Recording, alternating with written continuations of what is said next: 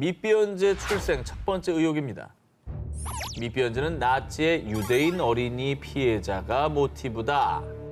SNS에서 시작된 글과 사진에 따르면 나치는 유대인 어린이들을 대상으로 치클론 B라는 가스 생체 실험을 진행합니다. 유대인 어린이들에게 헬멧을 씌워 가스를 주입했다고 하는데요. 이 헬멧이 바로 미피언제의 모티브가 된 사진 속의 저 헬멧이라는 겁니다. 그리고 미피언이 과거 나치가 유대인 어린이를 뜻하는 말이었다라는 주장과 함께 그래요? 나치의 유대인 어린이 피해자가 미피언제의 모티브가 된 거라는 괴담입니다. 두 번째 의혹입니다. 미피언제 특유의 엉뚱함과 산만함은 나치의 생체 실험을 반영했다. 앞서 말씀드린 나치의 치클론 B 가스 실험 때문에 미피언제 모티브가 된 유대인 아이들이 정신 이상 증상을 보였는데 이를 미피언제의 엉뚱한 성격으로 반영했다는 것이죠. 마지막으로 세 번째 의혹. 미피언제의 알아듣기 힘든 외계어도 나치 때문에 생겼다. 독일어를 할 수 없었던 일부 유대인 어린이들이 생체 실험을 당하던 중 히브리어나 다른 언어로 말을 했는데 이를 알아들을 수 없는 나치에게는 외계어처럼 들렸고요. 이를 미피언제의 캐릭터로 반영했다는 것입니다. 너무 무서운데 너무 끼워 맞춘 것 같기도 하고. 예. 아무리 그래도 할리우드에서 그러니까. 나치를 범죄 집단이고 악의 상징인데. 악의 상징을 그렇게 썼겠습니까? 그렇습니다. 미피언제 출생의 비밀은 애초에 없었습니다. 미피언제를 둘러싼 의혹들을 촉발시킨 이 사진. 에헤. 나치가 활개치던 제2차 세계대전도 아니고 아하. 그보다 훨씬 앞선 1908년 영국 왕립 해군 잠수부들의 사진으로 밝혀졌고요. 헬멧도 가스 실험 도구가 아니라 그저 과학자가 개발한 잠수 장비였습니다. 하지만 가짜 뉴스임에도 불구하고 인터넷에서 미피언제 출생과 관련된 근거 없는 괴담이 끊이질 않고 있는데요. 이게 사진이 비슷하니까 또 그렇게 생기는군요, 괴담이. 아니, 재미있게 보던 그 영화가 나치 캐릭터가 될 뻔했네. 아휴, 이거 다행이네요, 진짜. 이거 동심을 지켜줘서 고맙습니다. 그렇죠. 집집마다 미피언제 다 끊을 뻔했어요, 그죠? 네. 괴담 진실을 알려주마 싶고 6위를 공개합니다. 아시아를 점령한 빨간 마스크 괴담. 어둠이 내려앉은 으슥한 일본의 밤거리. 집으로 향하던 A씨. 아무리 걸음을 빨리 해도 점점 가까워지는 또각 구두소. 그를 뒤따라오는 정체는 바로 나 이쁘니? 그럼 너도 이쁘게 만들어줄게. 1970년대 말부터 2000년대 초까지 오랜 세월 사람들을 공포에 떨게 했던 바로 입이 귀까지 찢어진 녀석, 일명 빨간 마스크. 어린 시절 빨간 마스크 얘기에 두려움에 밤잠을 설친 기억 한 번쯤 있으실 텐데요. 근데 실제로 봤다는 사람들도 있었던 것 같아요. 그래서 진짠가 싶었던 기억이 있어요. 어릴 때 들으면서. 저도 저 얘기 듣고 한동안 뒤를 이렇게 막 보면서 걸었다니까. 좀 무서워서 막. 누구 발소리만 나면 엄청 맞아, 무섭고. 골목에서. 1978년 기후현 미노카무시에서 처음으로 소문이 퍼지기 시작한 입이 찢어진 여자에 대한 괴담은 한국으로 건너와 빨간 마스크 괴담으로 알려졌는데요. 이 괴담의 핵심은 마스크를 벗으면 입이 귀까지 완전 찢어진 여자가 가위나 도끼, 낫 등을 가지고 다니며 사람들의 입을 찢어버린다는 무시무시한 내용입니다. 당시 일본에서는 유명 잡지와 신문들의 앞다퉈 특집 기사를 실을 만큼 그 파급력은 대단했는데요. 입 찢어진 여자 출몰에 경찰 출동. 홋카이도 초등학생 집단 히스테리 증후군 호소. 어린아이들은 공포에 외출도 거부.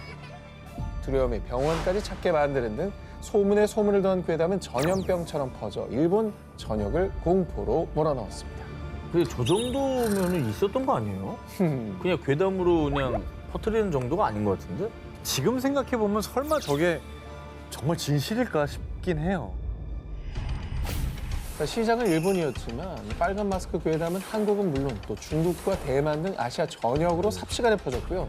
그로 인한 공포심도 어마어마했습니다. 자, 그렇다면 수십 년간 어린이들은 물론 어른들까지 많은 이들을 공포에 떨게 했던 이 빨간 마스크의 정체 도대체 무엇일까요? 빨간 마스크 괴담의 탄생 원인은 다름 아닌 꽃가루. 꽃가루 때문에 사람이 이상해진 거예요? 알레르기? 돌연변이?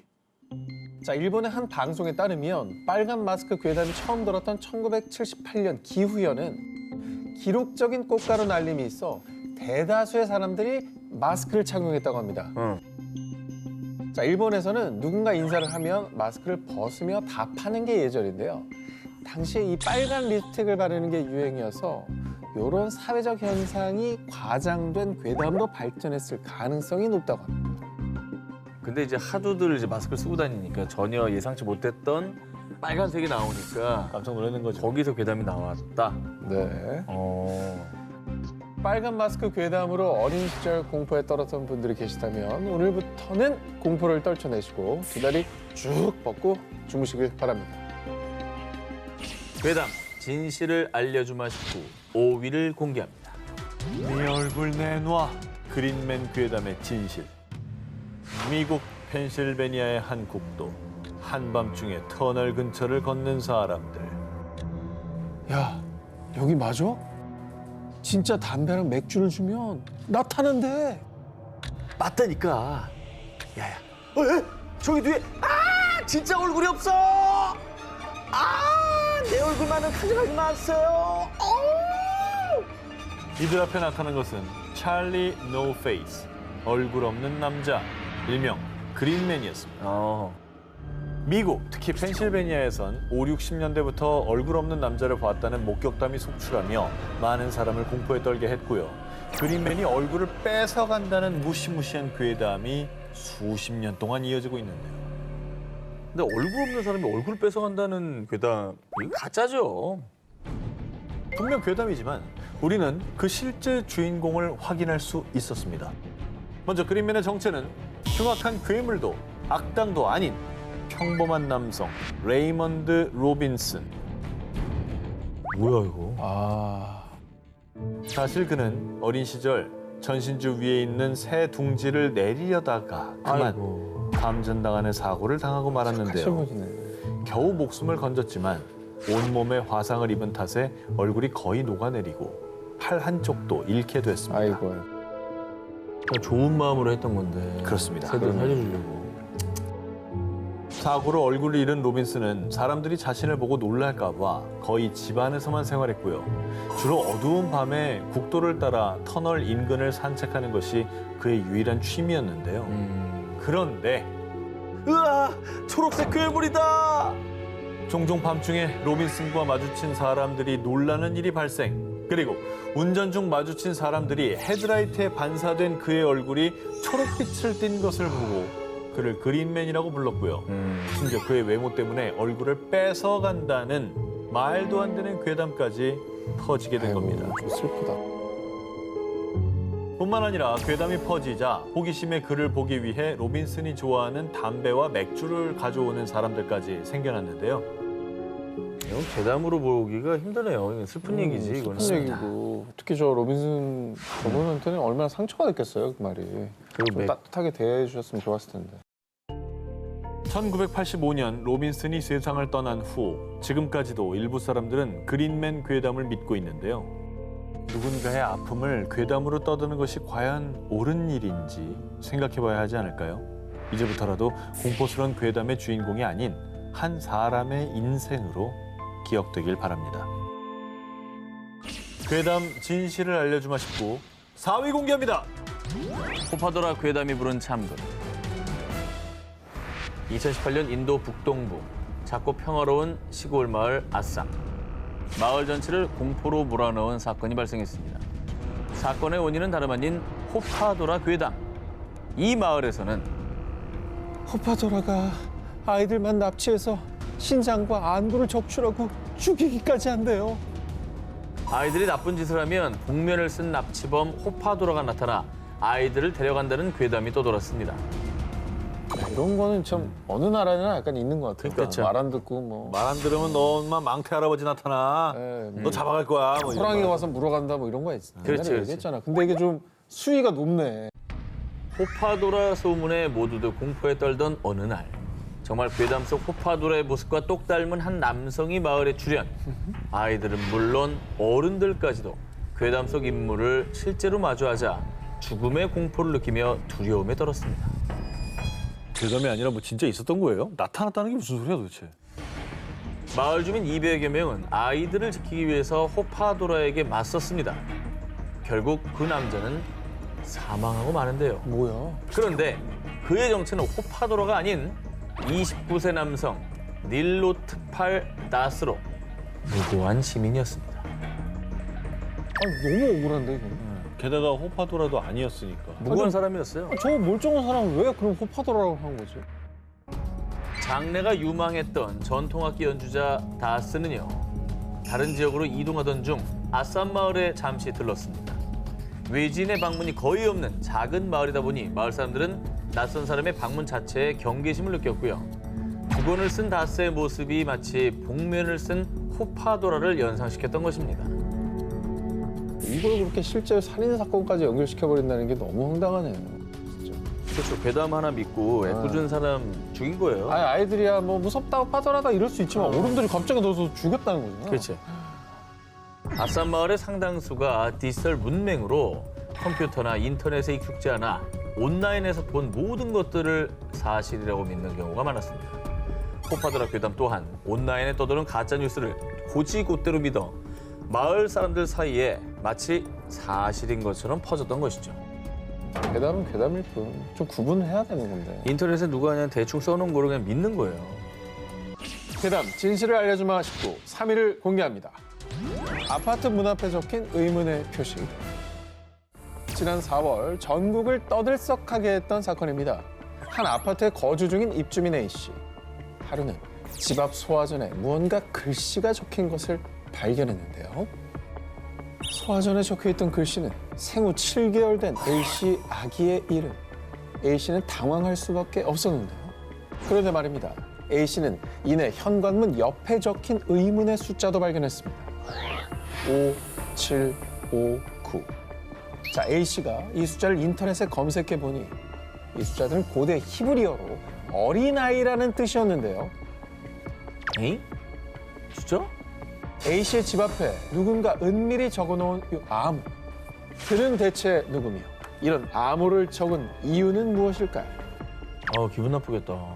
영화 숨바꼭질에 저런 게 나오잖아요. 그렇죠. 표시를 막 해놨죠. 어.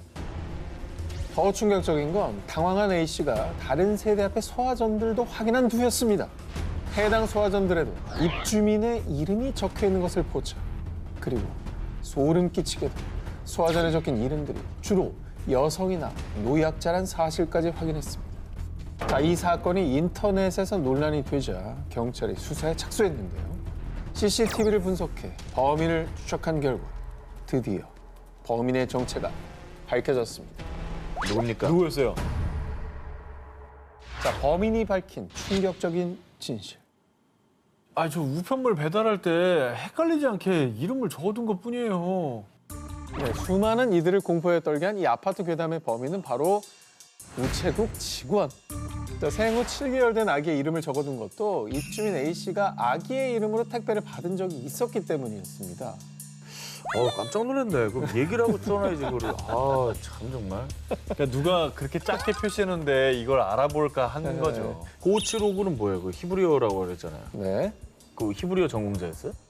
괴담에 불을 지핀 이 의문의 숫자, 어린아이를 뜻하는 히브리어 5759는요. 사실 우체국 직원이 쓴 게 아니라 단순히 전에 사시던 세입자와 관련된 번호였다고 합니다.